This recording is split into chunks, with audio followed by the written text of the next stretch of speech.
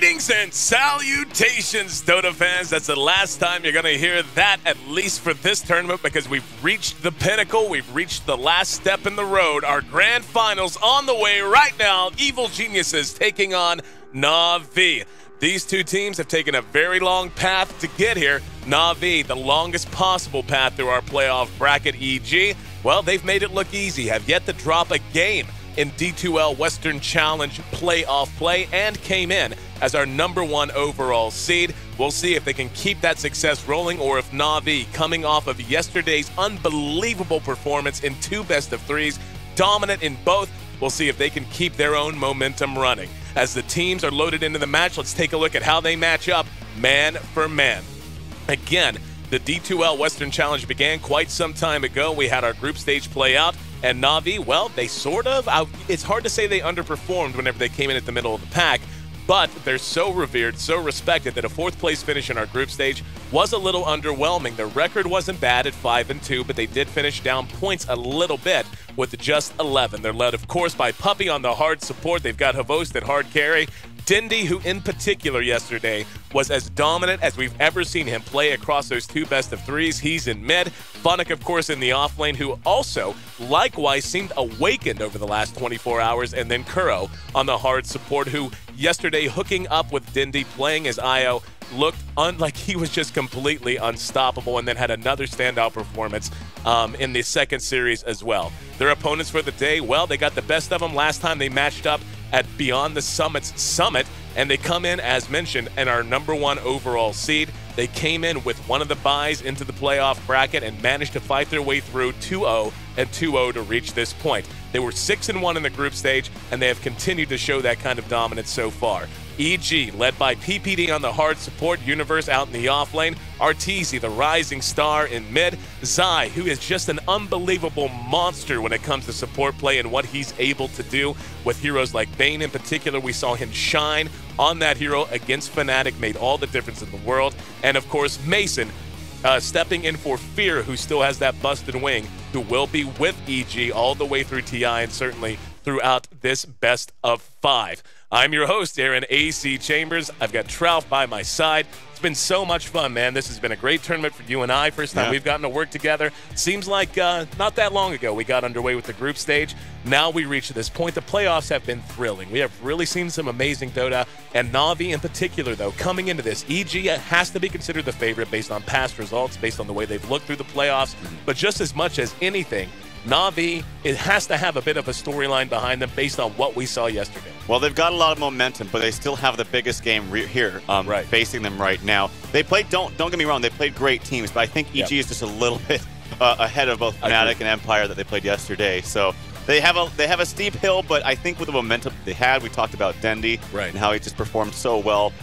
In particular, I was really impressed with him. But really, the entire squad just seemed to kick it up a notch. Yep. So we'll have to wait and see what they can do here. You expected them to actually win this. I did. Based on with a contingent. Okay. if they played the way they did yesterday, and granted, that's as dominant as they've looked not just recently, but in months. I mean, they have been. That's kind of what Na'Vi does. They're this slumbering giant that just seems to wake up every now and then, especially as it gets to be this time of year with the international looming.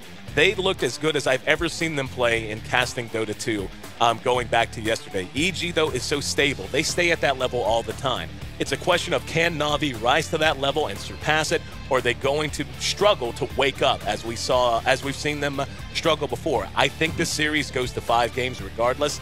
Okay. My pick was, though, and I'll stand by it, if Na'Vi can play like they did yesterday, I think they get the win. Okay. I'm still on the EG boat. Call me EG fanboy, what you will. I mean, I was called a Na'Vi fanboy yesterday after praising Dendy, but whatever, it happens. Hey, he played awesome, but I still think EG, I give him 3-1 in this one, but we'll have to wait and see. 3-1. Well, that's a hell of a prediction. 3-2, I mean 3-2, 3-1. All right, well, the draft is underway, guys. Thanks so much for being a part of the broadcast. We are live from this LAN center. Basically, it's a damn LAN center in the middle of the HyperX office. It really is. It's fantastic. I want to thank them once again for allowing us to broadcast from here. They are the title sponsor for the tournament, and their dedication to esports has been proven time and time again. So make sure you tweet at them and let them know if you've enjoyed our coverage. Jumping right into the draft now, we can see Evil Geniuses loading up on some team fight. Tidehunter, Brewmaster, and Sand King, the first 3 picks. Lycan and Puck, so it's going to be another Dindy Puck for Na'Vi. Yeah, EG, well, not just EG, but a lot of teams just like to draft a lot more greedy early on in their draft now. And it's not to say that Tidehunter and Brewmaster are quote-unquote greedy heroes, but they're not heroes that really, like, you think of just amazing lane winners. But right. But then again, if you throw Brewmaster mid, I've talked about this so many times, he's amazing mid, but EG don't really run him mid. No, I've never seen Mason on Brew. I've never seen Arteezy run him. I don't even think it's really a quote-unquote Arteezy-esque hero. Not to say that he can't play it, but that being said, even though they won games yesterday picking up Brew and looked pretty damn good, I don't think that they actually play it that well. Yeah. I mean, we both talked about that throughout the game. It didn't seem like Mason, to be honest, had the greatest impact with that hero. Right. There was other factors involved. Again, that's not to say that Brewmaster's not, like, good. He's an amazing hero. Right. But it's just kind of it just shows you how strong EG is as a whole. Right. That they can just not have the best success with the hero in particular. And there's your Arteezy hero. But look at that. That's like just so much greed. It really Phantom is. Assassin mid, Sand King greedy support in the jungle most likely if you can't lane him in the lane properly. Right. It's lots of tanky heroes, lots of power, lots of greed. Not very, as you would mention, thin supports. Yeah, well, the thing about the Brewmaster and the way EG runs them, in the team fights, Mason's mechanics are not bad. It's not as if he's a particularly weak Brewmaster player mechanically. It's just EG. I mean, Brew, and we've talked about this to death. Brew's one of those heroes that, no matter where it is, kind of demands a solo lane. He needs to get ahead in levels. He needs to get up his blink relatively quickly. Yeah. No, I agree. I think most people would. And it's not so much that Mason struggles mechanically to execute whenever he blink claps and splits. It's just he's not given a lot of priority. He's not given a solo lane in most situations, or if he is, it's a tougher one. Duo lanes and that kind of thing. So he's slowed down. He gets a decent amount out of the hero whenever he plays it, but it's just not the priority. It's more of a, okay, you go do this. We know that you're a known variable. You're not going to take a game over like we've seen Dindy do on Brewmaster, for example, but you're going to give us a set amount of disables, a set amount of things in these team fights regardless of farm. And they basically do that to free up space and to give that priority instead to Arteezy, who will be on the Phantom Assassin. So let's take a look back at Na'Vi. Lycan has been picked up. Now they're going with that Faceless Void pick, and you and I have talked quite a bit about that over the last day or two. He's the hero that you predicted would really kind of burst onto the scene as soon as people began to pay attention to just how damn good he is and how versatile he is, even though he doesn't seem like he would be. We've seen him run off lane and do very well in that situation. He can work in a duo lane, and he can certainly work as a tri-lane one-position farmer, but really he doesn't even need that most of the time. His damage output early on is quite high, and he has a lot of flex in his skill builds as well. I'm a big Faceless Void fan. I actually even raised my arms up physically when I saw it picked. It's also really good against PA. I'm pretty sure you don't get the evasion when you're stuck in the chrono, too. I know that works with Butterfly. Right. But check that. It's a really good hero, man. And the only thing I fear here is that if they have Tidehunter bottom, they need another support that's really good at zoning him out, which means you have kind of this thin lineup, possibly. I'm thinking right off the bat, maybe Disruptor might be good. Disruptor's really good against all these heroes. The Silence is great against all of them, really. Mm-hmm. That would be my guess for at least Na'Vi. But yeah, like I said, if you have either Lycan or Void bottom, they don't have too much killing potential on a Tidehunter. Rubik, his damage output isn't huge. And I feel like Tide might be able to have a field day in that bottom lane if the next support, or the last support hero for Na'Vi isn't something really strong with good, like harass to an offlaner. So that's my one concern with Na'Vi. Other than that, I love the lineup. I love seeing Rubik come back here. Fantastic spells to be stolen. Not so many from Phantom Assassin. It actually be really cool if you could steal the coup de grace. But that would be funny. But Bane is the last one for EG. And yeah, I love seeing Rubik, though. You can steal the Brewmaster ulti, Tidehunter ulti, Sand King's Burrow Strike is nice to steal, and we know that Kuroki, and now Fiend Grip. But that's why I said, oh, wow, when I saw it. Zai's a phenomenal Bane player, and we saw him shine against Fnatic in particular on that hero. But picking a Bane into a Rubik's a little chancy because Fiend's Grip is arguably, outside of maybe Black Hole, the easiest ulti to steal. And you're like, Rubik, if he's in position and all, it doesn't even need a mobility item, really. Just stay out of the fight, wait for it to go off. As soon as it does, steal it, turn it around. It's even, actually, I think, easier to steal than Black Hole because, like, not only do you have to steal, or not only can you steal it right afterwards, it's very easy. He can't stop his ulti from casting, but it's like a long range, so you can cast it immediately after. It's not like Black Hole where you have to kind of walk up like we saw AUI do, but he didn't have any problems that game.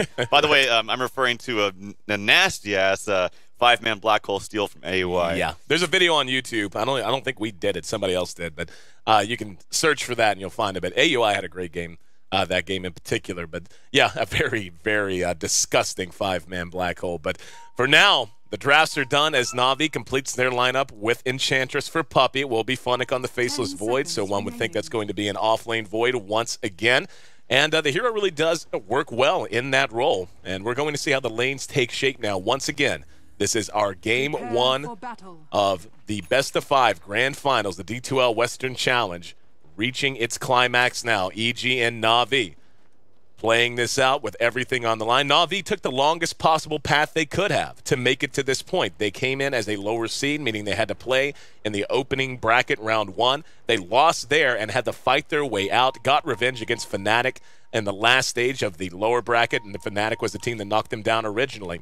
And, yeah, I think they come in with a ton of momentum, man. And, again, I'm not trying to say I sleep on EG, and I still think EG is favored. I just think based on what we saw yesterday, Na'Vi, if they can rise to that level again, has a chance to pull the upset. It's honestly rare that you ever even get to say that. Havo spotted by Zai. Zai's going to be able to chase him down. Zai has brown boots, leads with the Burrow Strike. There was the Gush to follow. The Stifling Dagger was there, clap to keep him slow. That's going to be a very quick first blood. And it goes to Mason, who, as we were talking about during the draft, is usually not given as much priority by EG on this Brewmaster as other teams give it. That's a phenomenal way for him to get this Game 1 underway. Yeah, absolutely nice. The Stifling Dagger, I think, caught him off guard. He was like, okay, well, I can get stunned by the SK because he's pretty far away from the rest of his team. But the Stifling Dagger helped close that gap, make him a little bit slower. The level 1 Gush comes out from Tidehunter. You don't normally expect that. So they're using everything in their arsenal. This is what I talk about all the time, that EG is good specifically at 2 things: the very, very early game and the very late game. Right. And already we see that come into action. Well, the horn is blown and the creeps have spawned. Again, Game 1 of our best-of-5 Grand Finals, the D2L Western Challenge. EG versus Na'Vi, and EG leads with that early first blood. Universe has made his way to top. Looked like it's going to be a duo lane look, at least for the moment. Funnick's here by himself, but Puppey's hanging around just to the south. We'll see if he's got things planned for the moment. Zai, speaking of, or excuse me, PPD, and that's something worth mentioning. It is going to be PPD on the Bane this time, even though Zai's the one who has really shown proficiency most recently, giving a little bit of harassment to Puppey now and zoning him back off. So we'll see if Puppey's going to try to hang around here. Nope, probably just going to go ahead and head back to the jungle. Yep, and this is what the supports of EG are so good at. Like, they don't go to lanes. Like, in fact, when we're calling lanes for EG, we just shouldn't even call anything at all because they wait and look. They wait and look and see what's going to be the best assignment for them. They very rarely, I should say, just go into a lane saying, I'm going to go try lane top, off lane mid. They just wait and see. They always wait by the runes and check and try to see where the other teams are going to go and then counter it if possible. Right. Well, this duo lane down at bottom, so far pretty even. And Puppey is going to, I was going to say, right about now is usually, when he runs on this Enchantress, he'll usually wait a couple of levels, or if he gets a good creep, as he has with the Dark Troll Summoner, he will just go ahead and try to make a run at level 1. Smoking now across and through the Radiant jungle, looking to find a target and trying to stay away just in case there is any detection here. And Zai going toe-to-toe with Kuro. He may be able to loop around on this. He's still hanging around for the moment. And yeah, Zai's down to about a third health, and Puppey's going to spot him. So EG going to end up feeding one back. Burrow Strike's going to help, but Net has been held on to. There it is to follow, and Zai is down to make it 1-1. So good rotation from Puppey. He's now level 2 off of that. It was really good that he smoked when he did, because they do have a ward deep into their jungle. Yep. They would have seen him if he smoked any further. So nice decision by him. Good rotation early on. And I think that very deliberate play is really nice by Puppey. Just not taking any wasted time to just farm an extra creep or 2, just getting the objective done. Dindy going to snag himself a DD. Doesn't have his bottle on him, so we'll have to use that immediately. Taking a look at this early mid matchup, we can see Dindy is sitting at 10 CS. RTZ right there with him, 9-2 for him. And so far, just 2.5 minutes in, hard to see how these lanes are going to go. We can see Funnick's farming right in the face of Universe, so he's in great shape. How do you feel about this, the fact that Void, even in this off-lane position, is not receiving any pressure at all and is up to 10 CS near the top of the board, too? I think he's getting more than he should, honestly. Agreed. I think he's actually outplaying Universe a little bit. I was watching them just 1v1. Oh, he missed a CS right there, but I was watching Universe get really, really cute with his Anger Smash, and Funnick actually just denied a creep. It was kind of funny, but I do feel, yeah, look, he's denying quite nicely. and he could be using Anchor Smash. I think Universe is getting a little bit outplayed early on here. I think 1v1 matchups, melee versus melee, favor Tide heavily. And that's not to say that Faceless Void can't win, because I've talked in great length about how good this hero is, specifically early on, because his damage is so high. Look at all, he's got a poor man shield. He's hitting for 76. So that being said, I guess it's relatively more even in melee versus melee, but he is doing very, very well in this top lane. Zai got eyes on Kuro, who was very low health, but Kuro also having his brown boots up now, able to scurry to safety. Pretty much all the farmers are doing well. Havos is at 16, Brew, Mason's Brew at 14. So he's in good shape as well. And yeah, it looks like everyone's kind of getting what they want out of this. The Enchantress may be a little slow, but level 3 so far. And looks like, yeah, he's going to go ahead and send the Wild Wing Ripper into mid just to make sure that Dindy has an even easier time than he has. Funnick coming over to contest this pull-through from EG. But looks like PPD able to zone him out, and Universe able to get some much-needed experience in CS underneath that tower. So if the lanes continue the way that they are so far, who do you think is going to come out ahead once we hit the mid-game? Well, normally you'd say jungler, and I guess that's the case here. If I was looking just straight up, I would say EG just because, oh, they can jungle the Sand King, but he's not doing that at all. And I don't even see, okay, you know, Peter is actually stacking some cans for him. So if he's able to stack a couple more, if Zai hits level 3 with that level 2 Sandstorm, I would say it favors EG, but at the moment I would say Na'Vi are doing a little bit better. And the matchup in mid, actually, Dendy's 24-9 compared to 17-3. It's actually action on Tim Dendy, actually. He has an orb, he might be okay. He should be okay. Yeah. Got a jaunt to safety. Kuro smoked. I was watching that in the jungle. He actually smoked himself and Puppy, and we're going to see where they want to head to. They're currently hanging around mid for the moment. They've got a Centaur with them. And they're going to pass through. Let's see if they want to loop or if they're just going to cut straight up. Yeah, they're going to loop to the side. At least angled that way. And waiting to try to maybe catch Zai or try to catch Arteezy. There's going to be the coil to lead. They're actually a little bit further away than I think they would like. Here comes the Centaur. And Arteezy trying to get away. Oh, Zai's he broke there. it. Yep. Doesn't matter. They managed to bring down Arteezy. Now Zai's going to be enchanted and dove under the tier 1. Dindy's right there. Trying to use that Sandstorm to make it away. Dindy has an orb in 3 seconds. Let's see if he wants to go for it. Oh, yeah, he's diving tier 2. He's ready to go. And the orb misses just barely. He's going to have to auto-attack him down. Zai opts not to go high ground.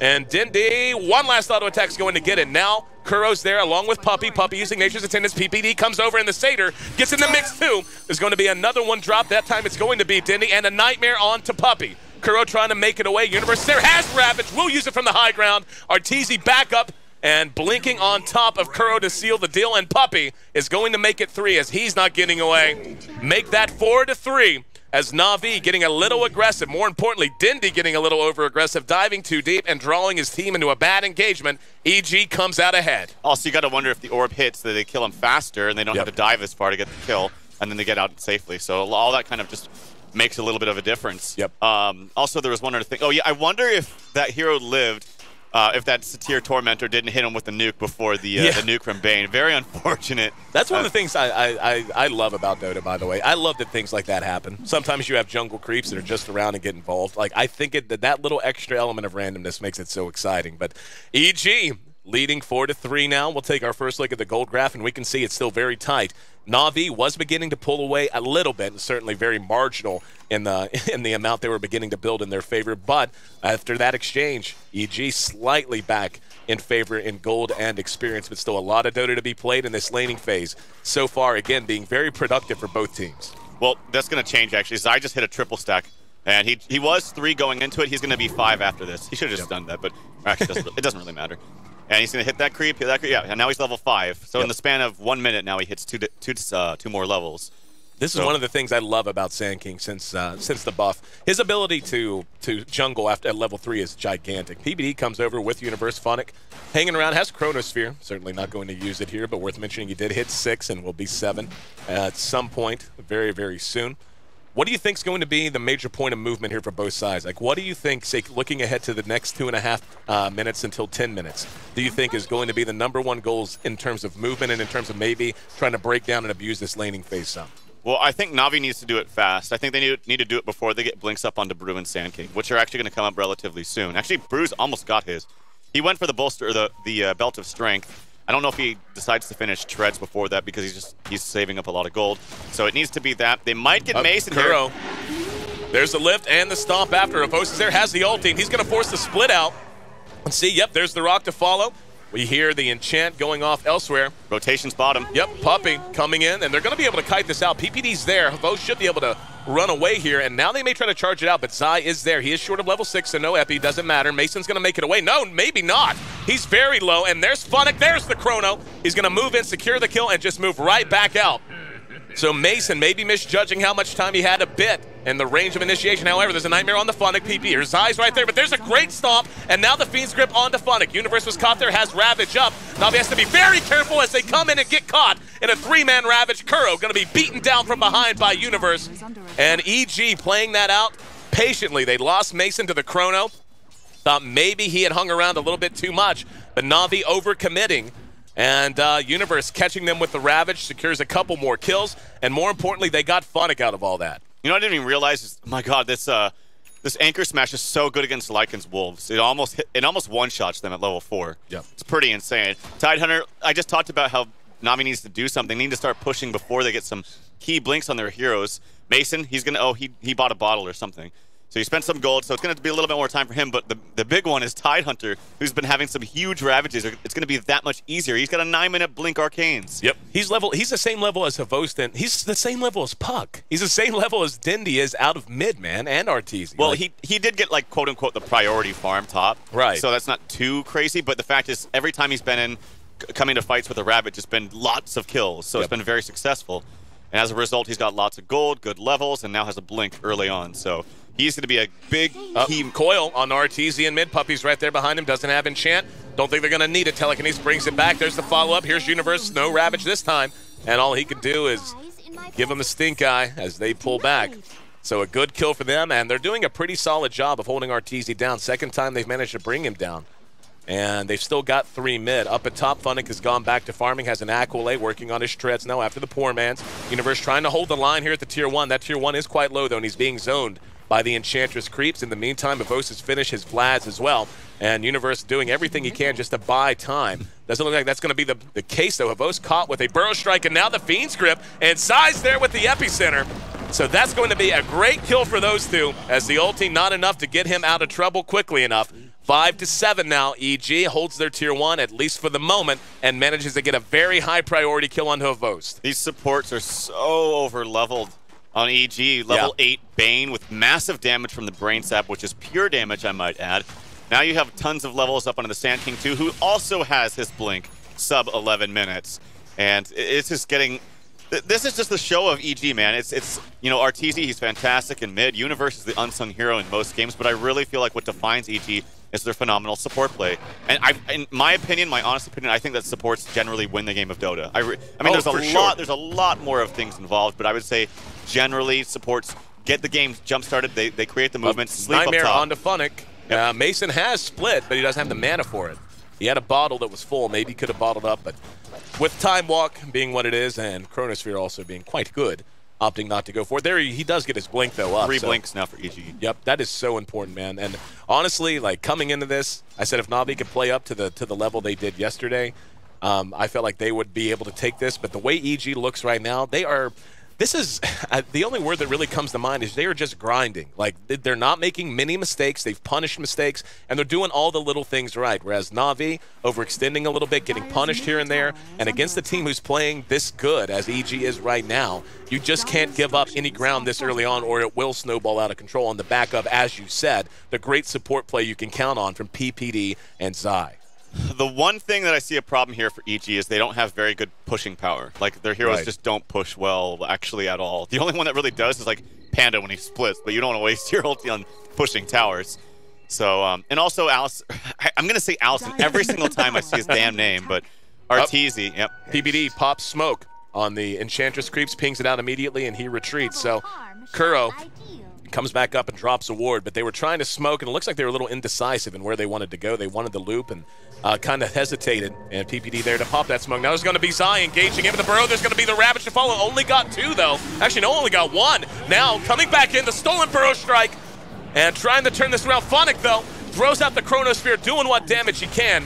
And now the epicenter is going to go off. That's going to do a fair amount of damage to Na'Vi, but it's 1 for 1 so far. Puck being exchanged for RTZ. PPD there to seal a mega kill streak with a double kill. And Funnick now next in trouble, hit with the gush from behind, has to time walk up to the high ground, but Zai blinks the top of him. Doesn't have enough mana, though, for a Burrow Strike to follow, but Kuro sure does. Coming back in, trying to bring down Universe. Doesn't matter. Universe with the anchor smash on a dominating streak of his own. That's going to make it 10-6, as they did get Arteezy, but it cost them their Rubik, their Enchantress, and their Puck. Puck back up. Actually, no, got the coil off on the PPD, but PPD teleporting right in his face afterwards. Zai even de-warding before bleaking away and making it home. Tier 1 in mid will end up dropping as Na'Vi is all respond, but still another big win for EG, and they just seem to be pouring it on. Big wins, and they're using all their abilities correctly. I kind of fear that Arteezy is just not getting really anything. Yeah, that's the problem. And, I agree. But look at Peter. He's 5-0 he's been involved in 90% of his team's kills. Him and Universe together are 9-0, man. Yeah, exactly. It's pretty crazy. And that was out of their safe lane, too. Just massive movements. Ton of things about that fight. One, Mason, I feel like he used Void for way too long because it actually gave him time for his time walk to come off cooldown. Right. So maybe he was waiting for other cooldowns, but I was like, oh, no, he's going to have it right when he comes up. Also, really good play, actually, by Havost. He kept the Wolves onto Universe the whole time right in that little crevice, and it prevented him from blinking. And you saw Kuro. He was so close to making a gigantic play going back in there with a stolen Burrow Strike from Sand King. But he couldn't get the kill in time. Zai comes in. There's Universe behind him. Ravage, it's not off cooldown. Dindy going to be able to orb away. And Kuro now caught from behind. Funnick has Chrono in 5 seconds. Universe still has to wait 25 to get his Ravage ready to roll. There's a lot of warding that was done right here. While you were talking, there were a Sentry and a ward dropped by both teams, and that led to that brief little skirmish there. EG is now pulled back and smoked, actually, behind their own Tier 1. Looks like they want to go for the old end around. Nope, never mind. They're just going to go elsewhere. And now are they going to go? Looks like they're trying to determine where they want to head to. Maybe trying to catch Na'Vi heading back over, anticipating they wouldn't want to push to Tier 1 now. Arteezy staying to farm, still 3 smoked from EG. And looking to move now into the Radiant side jungle. They have a couple of targets they might be able to catch. That's Havost and Funnick, and there's Mason jumping in with the clap and the Burrow Strike to follow during the split. Zaya hanging out and the Fiend's Grip onto Funnick. Look at Havost tossed up by the Storm aspect. Brought down to an unhealthy welcome. And actually, Zai didn't Burrow Strike. There it is. Blinking on top of him. Earn charges there. And that'll be a double kill on the 2 most valuable heroes they could kill at this stage of the game. And all this time, Arteezy getting some time to catch up, farming this bottom lane and protected by his team. EG is just at top form today. And they are looking so strong, doubling Na'Vi up now, 12-6, and beginning to open up the biggest lead in this game so far. Yep, absolutely. And then this is so much space, too, for Arteezy. He hasn't really been able to fight. He doesn't need to fight right now. Look again, Peter. He is 6-0-5, 11 kill involvement out of 12 kills. I know I just keep focusing on him, but he's really the one that's just, like, controlling the pace of this game from start to finish right now. I completely agree with you. And he's buying all the wards. I'm just waiting for a big item for him with all these kills, but nope, it's still just Brown Boots, Matt and Ur, nothing huge from him. He's just completely supporting his team. Mason having a much better game this game onto the Brew than we've seen in games prior. Right. And yeah, I mean, there are things that are relatively still even. Like, you have great pushing power still from Na'Vi. The gold really isn't crazy right now. The experience is definitely showing some big dips down in favor of EG. Well, EG already has a mechanism up now on the Tide. Mech and Blink Dagger both up at 16 minutes. So Universe not squandering that early farm priority he received from EG.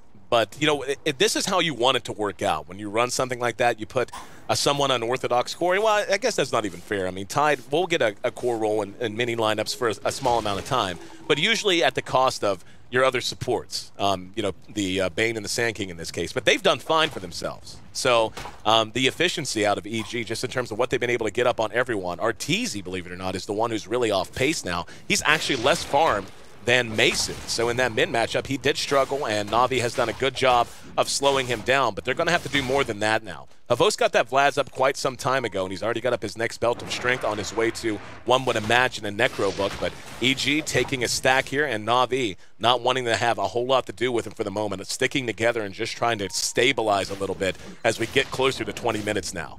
Yeah, and Mask of Madness up on the Void. The scary thing here for not Havost, but Funnick, when he wants to place his Chronospheres is like they have 4 key heroes that you want to make sure you stop their abilities from either being casted or channeled. Like everybody but Arteezy has massive team fight abilities, and that require really no farm. I mean, Blink is great and all, but you saw them using it perfectly fine without Blink. Blink just makes it more of a positioning favor for them. So, again, I will say, though, that EG has problems pushing towers, and we've seen that. They have a decent lead, pretty damn good lead, actually, and they're finally putting some pressure on this bottom tower. They might have to trade it for top, though, or I think they should just go back and fight. They should just TP top and fight this. Yeah, I agree. This is how they're going to get ahead, and that's what they're going to do. Universe is there. Yep. Oh, Big Ravage going to come in and catch 3. Kuro down immediately. Dindy next. Oh, he threw the orbit, got caught. Funnick's there, but too late to save Dindy. PPD will end up dropping, but he got work done with the Fiend's Grip to begin with. Zai might chase and has Blink up, and so does Mason. Mason hits Puppey, and now the Gush from behind.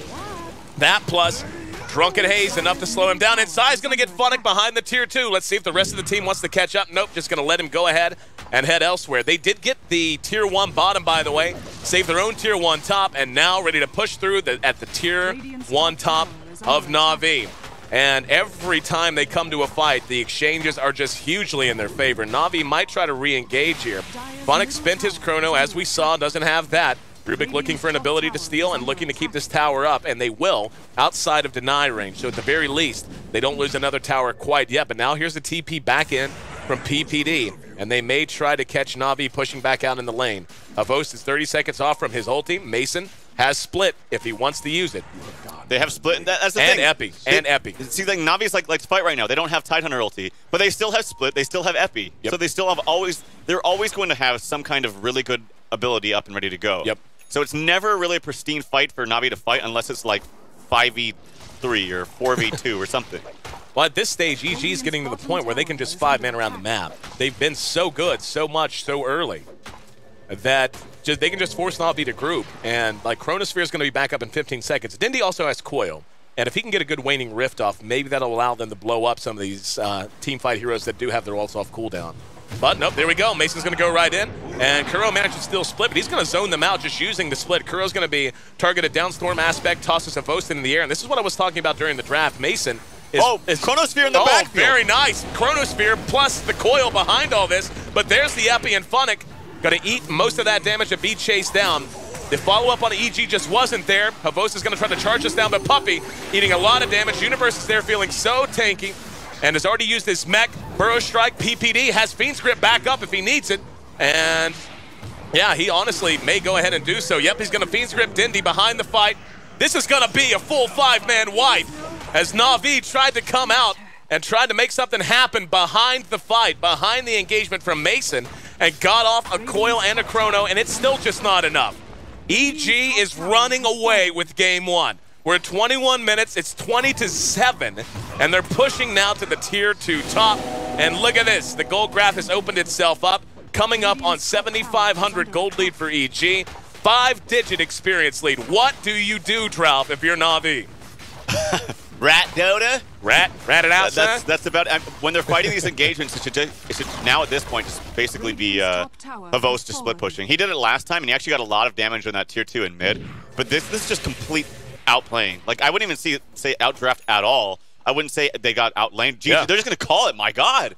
I don't blame them. They feel there's no way to get back in this game. They're just like, all right, we screwed up. It's too late now. Let's just go into game 2 with an even keel and with with a clear mind. So fantastically played. Hands down, Peter just played out of his mind and was the MVP of this game. No, I couldn't agree with you more. Look at his score. He's like 9-1-7, I think. That last fight, too, I was watching Denny the whole time. I was like, he was waiting for the perfect time to get the blink silence off on 2 heroes, could possibly get a double kill, but he waited just a little bit too long on his cooldowns. He tried to go back onto Peter. Peter still had the grip up. Actually, the grip just came back up, turned around, gripped Dendy for full duration. Oh, yeah. Was able to get the 5 for nothing exchange there. Do you know what stands out the most about the way those team fights worked for EG? The patience they had. Because, you know, you have all these big team fight abilities, right? And you see, say, two that get caught, that are Burrow Strike or whatever.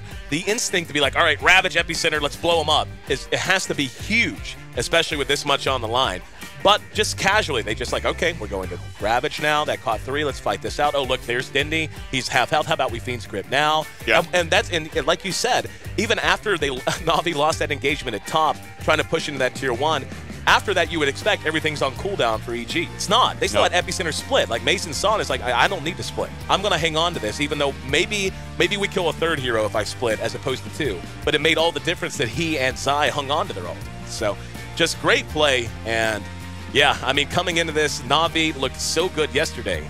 And like you said, it's not even that they looked like terrible today. It's not that at all. To be honest, I don't think they didn't look as good in Game 1 just now as they did in their previous series, who were also against very good teams in Fnatic and Empire.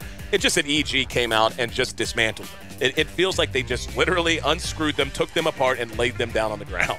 Well, I think they outsmarted them too. Like, who would start off running the the dual lane Brew Sand King bottom, like just little things like that where you know that you can actually get something out of it. Just a little bit of presence out of Sand King early on, because they know that it's tons of mind games. It's like, oh, they're gonna ward our jungle. So what's Sand King gonna do up top against the Faceless Void? Absolutely nothing. So he's gonna have wasted time up there. Let's throw him bottom. Maybe we can, if it means we can get 2 waves of experience and farm from Mason, and then I have to leave after that, fine. Then mission accomplished. But to be honest, they also got to kill right off the start onto Havos. That definitely helps. It wasn't a make or break, but it's just little small things like that that actually make a humongous difference in the rest of the game. And that's what really, I think, sets EG apart from most teams. Well, and what's amazing is this GG was called at 21.5 minutes when Arteezy was 0-3-6 and was like middle of the ground, like middle of the road at best in terms of gold game. So it's like they honestly just about did this without him. I mean, he was involved and he, did okay in mid.